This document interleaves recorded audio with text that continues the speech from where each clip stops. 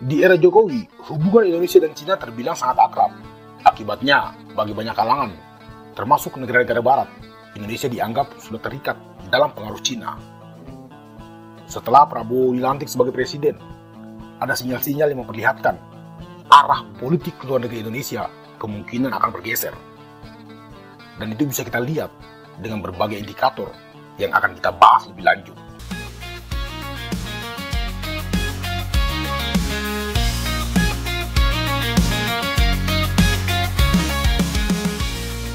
Sebagai presiden yang terpilih di tengah tensi dunia yang sangat panas, Prabowo ditantang untuk memahami peta konflik di sekitar kita, termasuk potensi ancaman bagi negara ini.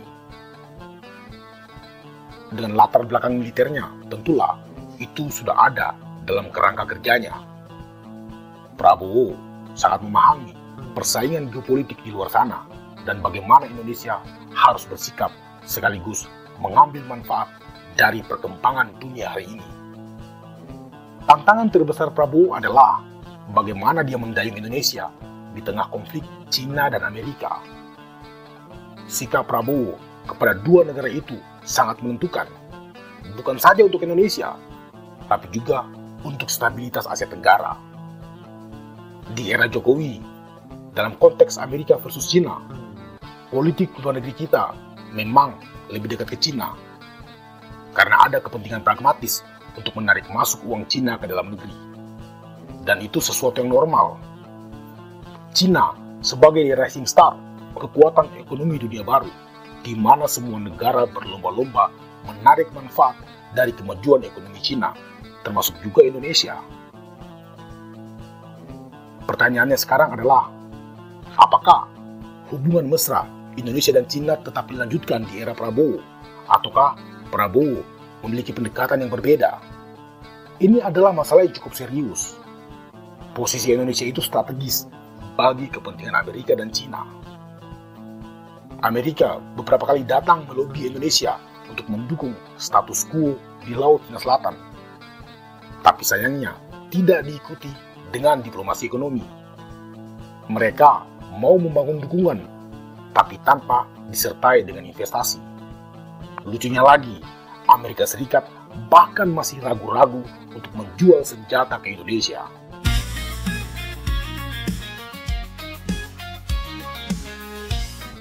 Sedangkan Cina caranya berbeda.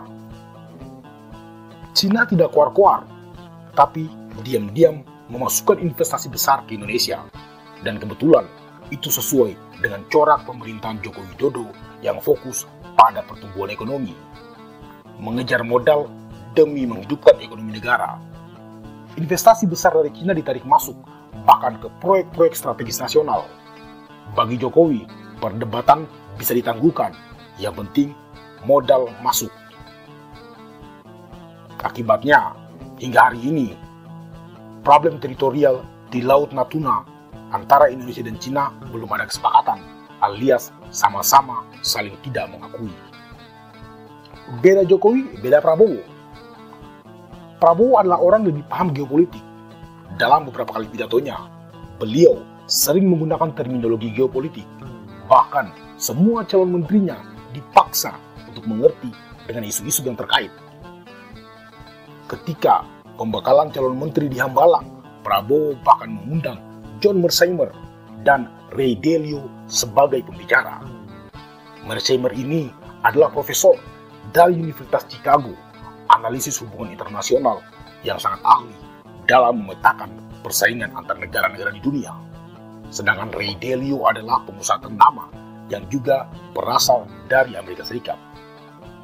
Mengundang dua pembicara ini dalam pembekalan menteri, Prabowo seperti mengirimkan sinyal kepada Barat untuk mendekat. Jelas, beliau sudah menghitung yang mana negara yang sudah mengancam dan mana negara yang masih berpotensi sebagai ancaman. Sebagai mantan Menteri Pertahanan, Prabowo tahu klaim 9 Das Line Cina yang offside sampai ke Laut Natuna adalah masalah serius yang sudah ada di depan mata. Dan itu bukan main-main, karena menyerempet isu kedaulatan negara. Ditambah lagi dengan agresivitas Angkatan Laut Tiongkok di Laut Cina Selatan, sering sekali bentrok dengan hampir semua negara-negara ASEAN. Ironisnya, tidak ada satupun major power di Asia Tenggara yang bisa mengimbangi Cina. Akibatnya, Cina juga semakin jumawa. Dan itu jelas bukan situasi yang disukai oleh Prabowo, dalam hal ini Indonesia. Sementara Amerika Serikat, konsentrasi pasukan mereka di Australia memang mengkhawatirkan. Dan sering sekali Amerika menggembosi isu Papua, ini juga termasuk ancaman. Tapi Amerika tidak mengancam secara langsung. Berbeda dengan Cina yang terang-terangan tidak mengakui hak berdaulat Indonesia di Laut Natuna. Jadi kalau kita bicara pendekatan teritorial, sederhananya begini. Indonesia tidak punya masalah kedaulatan dengan Amerika. Tapi Indonesia memiliki masalah kedaulatan yang belum selesai dengan Cina di Laut Natuna Utara atau di zona ekonomi eksklusif Indonesia di Laut Cina Selatan. Dalam logika realisme, jelas dong Prabowo pasti akan mendekati dan mengambil manfaat dari negara yang masih berpotensi mengancam untuk mengeliminasi ancaman dari negara yang sudah jelas mengancam di belakang rumah. Dalam konteks ini, Prabowo akan kembali menarik masuk Amerika Serikat untuk menetralisir kekuatan Cina. Dan kondisi itu juga sangat dimungkinkan dengan latar belakangnya. Karena meskipun Prabowo pernah di-ban negara-negara barat akibat tuduhan pelanggaran hak asasi manusia, tapi sebenarnya masa kecil Prabowo banyak dihabiskan di Eropa, Swiss, dan Inggris. Keluarganya adalah keluarga aristokrat yang lekat dengan pendidikan ala barat. Poinnya, Prabowo itu jauh lebih memahami dan dekat dengan kultur barat dibandingkan dengan sampel Cina. Dan secara kebetulan, bagi Amerika Serikat, Indonesia di era pemerintahan Jokowi dianggap sudah terlalu dekat dengan Cina. Ini menjadi tantangan Prabowo untuk menyeimbangkan situasi dengan menarik Amerika sekaligus mengambil manfaat. Seperti yang kita semua tahu, Amerika ini jika mereka mau mengeluarkan modal untuk investasi atau mau memberikan persenjataan kepada negara lain, persyaratannya sangat banyak dan kadang bahkan mencampuri urusan dalam negeri negara-negara lain. Tetapi dengan kondisi hari ini, yang mana Amerika Serikat membutuhkan banyak dukungan untuk meredam pengaruh Cina di kawasan, maka kita bisa menegosiasikan kepentingan kita tanpa ditekan dengan banyak syarat.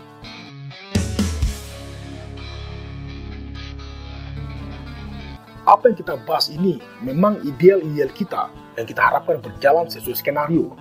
Namun tentulah itu tidak semudah seperti yang bisa kita bayangkan. Indonesia jelas tidak mungkin begitu saja melepaskan Cina, meskipun kedua negara ini bermasalah di Natuna. Cina adalah salah satu negara investor terbesar di Indonesia, dan kita juga masih terikat banyak proyek-proyek jangka panjang dengan mereka. Apalagi Cina juga tipe negara yang tidak mencampuri urusan dalam negeri negara lain. Cina bukan seperti Amerika. Di satu sisi, Prabowo membutuhkan anggaran yang besar untuk mensukseskan program-programnya. Karena bahkan sebelum dia dilantik sebagai presiden, Prabowo sudah tersandra oleh janji kampanye makan siang yang membutuhkan anggaran besar. Termasuk juga harus membiayai kelanjutan pembangunan IKN. Padahal beliau membutuhkan anggaran yang besar untuk membiayai ambisi geopolitiknya. Beliau memiliki hasrat untuk menjadikan Indonesia pemain penting di dunia internasional. Sama seperti Soekarno, Prabowo ingin negara ini mengambil bagian dalam isu-isu global. Bahkan saat dia masih menjadi Menteri Pertahanan, ambisi internasionalnya sudah kelihatan ketika dia menawarkan proposal perdamaian Rusia-Ukraina di Shangri-La Dialog pada tahun 2023. Begitupun beberapa pidato-pidatonya di acara-acara internasional. Terlihat jelas Prabowo menyimpan obsesi geopolitik yang ingin dia wujudkan, yaitu menjadikan Indonesia sebagai kekuatan besar di level dunia. Pertanyaan pentingnya, bagaimana cara beliau membawa kita di level itu? Ini tentu akan menjadi fokus utama pemerintahannya. Di poin itulah, Prabowo membutuhkan pembiayaan besar dan Cina adalah satu-satunya opsi. Bagaimanapun juga, Cina adalah kekuatan ekonomi terbesar di dunia. Semua negara saling berebut menarik masuk uang Cina ke dalam negerinya. Bukan cuma Indonesia, tapi juga Vietnam, Malaysia, bahkan Singapura saling berkompetisi berebut proyek-proyek Cina. Indonesia termasuk salah satu negara yang mendapatkan porsi besar dari investasi Cina di Asia Tenggara. Ini menciptakan interdependensi antara kedua negara ini, sehingga melahirkan asumsi bahwa Indonesia terikat oleh uang dari Cina. Mungkin secara ekonomi iya, namun jika kita bicara dalam ranah kerjasama militer, persenjataan, dan alutsista, maka Indonesia dan Cina berada di dua kutub yang berbeda. Konsep dan proyeksi militer Indonesia sejak Orde Baru hingga hari ini itu lebih dekat dengan dunia barat. Kerjasama intelijen, sistem persenjataan, modernisasi alat-alat tempur, semua rata-rata diimpor dari barat. Bahkan petinggi-petinggi militer Indonesia hampir semuanya merupakan alumni dari sekolah-sekolah di Amerika dan Eropa. Bahkan jika kita lihat kerjasama dalam latihan perang, Indonesia lebih sering melakukannya dengan Amerika. Hampir tidak pernah terjadi tentara Indonesia latihan perang bersama dengan tentara-tentara Cina. Ini memang menciptakan situasi yang cukup kompleks. Secara ekonomi, kita butuh investasi tanpa syarat dari Cina. Kita terikat dengan Cina, tapi secara militer, sistem persenjataan kita sangat tergantung dari produk-produk sekutu barat. Dalam hal ini, Indonesia memiliki dua sisi mata uang. Satu, ekonomi ke Cina, persenjataan militernya ke Amerika. Cukup kompleks. Dalam konteks modernisasi persenjataan, Prabowo sudah melakukan itu sejak menjadi Menteri Pertahanan. Beliau sudah menghabiskan sekitar 500 triliun untuk mengupgrade alutsista militer kita. Dan pembelian alutsista era ini merupakan salah satu yang terbesar dalam sejarah Indonesia. Yang juga perlu kita ungkap, ambisi Prabowo untuk memodernisasi militer Indonesia merupakan proyeksi masa kecilnya. Prabowo tumbuh besar di berbagai negara. Dia tahu, dia merasakan bagaimana terhinanya saat negaranya diremehkan orang. Ada satu pengalaman menarik yang membentuk nasionalismenya ketika bagaimana dia dihina. Sekolah saya ya sekolah luar negeri, sekolah Inggris ya, waktu itu. Jadi saya sering di dalam sekolah, saya satu-satunya orang yang bukan kulit putih. Nah itu bagi saya itu suatu pengalaman yang sangat mendidik, sangat berharga. Di situ saya lihat pada saat itu kan di tahun 50 60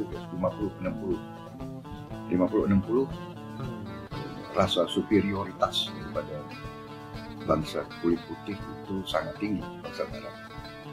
Jadi di sekolah saya sering dihina, dan karena kita sering diajar, sering dihina, jadi kita makan lebih tough gitu. Saya nggak bisa lupa, saya ingat hari pertama saya masuk sekolah di Swiss itu. Sekolahnya sekolah internasional ya. Banyak sebagian besar orang Amerika.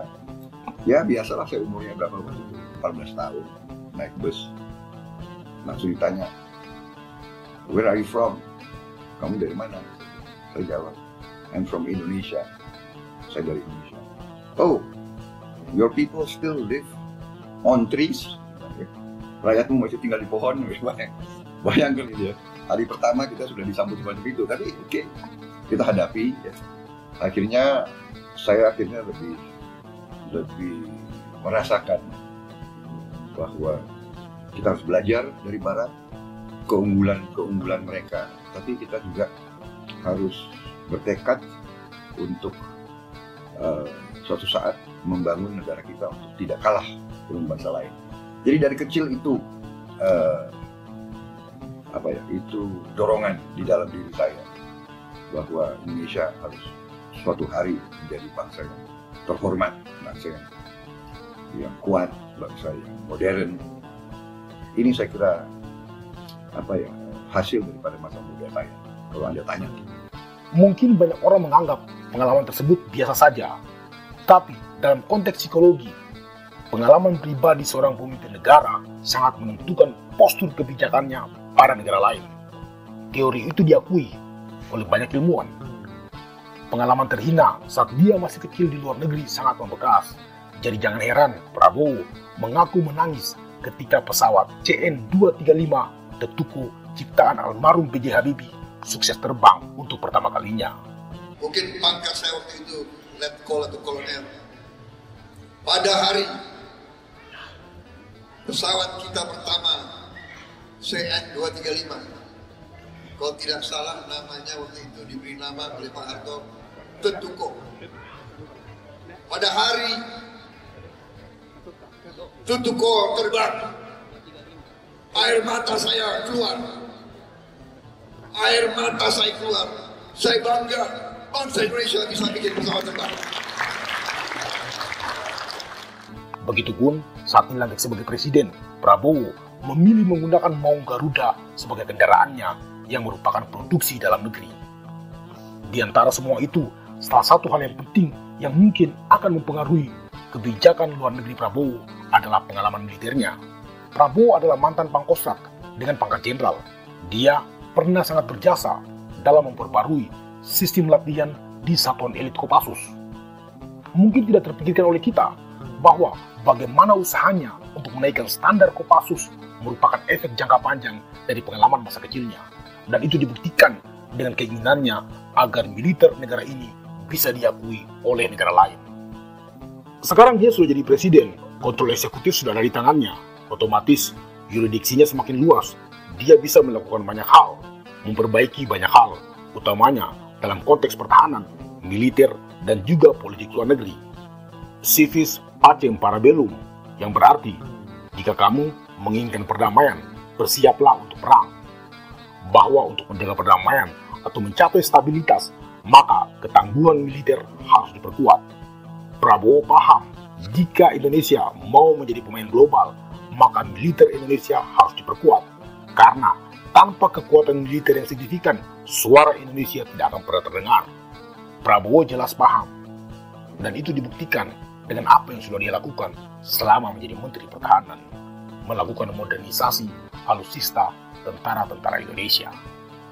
Kita juga harus mengakui, dibandingkan Jokowi, Prabowo jauh lebih paham dan memiliki concern dengan berbagai isu-isu geopolitik. Dia juga punya pengalaman taktis di medan perang. Dia seorang pembaca buku yang aktif. Semua program modernisasi alutsista yang sudah dilakukan Kementerian Pertahanan mungkin akan terus dilanjutkan, bahkan diperbanyak. Asumsi ini diperkuat dengan pengangkatan Menteri Pertahanan Syafri Samsudin yang merupakan orang terdekat Prabowo. Begitu juga dengan politik luar negeri. Politik luar negeri Indonesia di era Prabowo akan lebih bernyawa dan dinamis dengan pengangkatan Sugiono sebagai Menteri Luar Negeri. Putra asli tanah Aceh Gayo itu merupakan kader utama di Gerindra sekaligus anak ideologi Prabowo. Dalam sejarah Indonesia, untuk pertama kalinya sejak era Alwi Shihab, Menteri Luar Negeri dijabat oleh orang yang tidak berasal dari diplomat karir. Apa yang bisa kita simpulkan di sini? Dalam konteks politik luar negeri, Prabowo akan mengontrol langsung dan mengambil peran besar. Itu berbeda dengan Jokowi yang memberikan mandat luas kepada Menlu Retno Marsudi karena memang Jokowi lebih inward looking. Sementara Prabowo adalah tipe yang melihat keluar. Jelas beliau akan mengambil semua panggung dalam acara-acara internasional yang melibatkan Indonesia. Yang juga patut menjadi catatan, Prabowo tidak seperti Jokowi yang anak dan menantunya memiliki ambisi eksekutif. Prabowo lebih bersih dari isu-isu dinasti. Tapi tentu, Prabowo juga memiliki celah-celah kritik yang bisa menjadi kelemahannya. Pertama, Prabowo sudah tidak lagi muda, artinya idealisme dan agresivitasnya sudah tidak akan sama seperti bagaimana ketika dia masih berdinas di dunia militer. Saat ini usia Prabowo sudah 70 tahun lebih.